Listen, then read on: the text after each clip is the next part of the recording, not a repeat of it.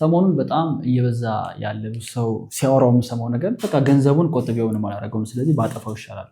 በጣም ብዙ ፋንሲ ቤቶች ይከፍታሉ፣ ፋንሲ ኮፊ ሾፕ፣ ሬስቶራንቶች ምናምን ስቲል በሰው የተሞሉ ናቸው። እና አንድ ጓደኛዬ ስጠይቀው ነው እንዴት ነው ሰው እንዲህ አይነት ላይፍ ስታይል አፎርድ የሚያደርገው ስለው ቆጥቤ ምን አደርገዋለሁ አትሊስት ኢንጆይ ላድርግበት ለዛሬ እነዛ ላይ እና አይምሮ ውስጥ ቀረ። ኦፍኮርስ ምንም ጥያቄ የለውም የሆነ በየቀኑ የምናወጣው 1000 ብር 2000 ብር ቆጥበነው ያን ያህል ለውጥ የሚያመጣ ላይመስለን ይችላል። ግን ብዙ ሰው ሚስ የሚያደርገው ነገር በኢንፍሌሽኑ የእሱ ገንዘብ የመግዛት አቅም ብቻ ሳይሆን የሚሞተው የሚከፍለው አማውንት በዛው ልክ እየጨመረ እንደሚመጣ ነው። የዛሬ ዓመት ማኪያቶ ስትጠጣበት የነበረው ዋጋ ዘንድሮ ጨምሯል። ሲል ግን ሰውዬው ማኪያቶ መጠጣቱን አላቆመም። ማኪያቶ በጨመረበት ፍጥነት ደግሞ የሱ ገቢ አልጨመረም። ስለዚህ ከጊዜ ወደ ጊዜ በኢንፍሌሽኑ አንደኛ ገንዘቡ የመክፈል አቅሙ እየሞተበት ይመጣል። ሁለተኛ ደግሞ አክቹዋሊ የለመደውን ላይፍ ስታይል ለማስቀጠል ሲል ሞር ገንዘብ ነው ስፔንድ እያደረገ ይመጣው። ይሄ ደግሞ ምንም ገንዘብ ያልነበረውን ሰው ጭራሽ ወደ ባሰ ነገር ይከተዋል። እና ትክክለኛ ፍሪደም ማለት የሆነ ነገር አፎርድ ማድረግ መክፈል እየቻሉ ግን መተውን መምረጥ። ለምንድነው መተውን የሚመረጠው? ካለመፈለግ የተነሳ ማለት ነው።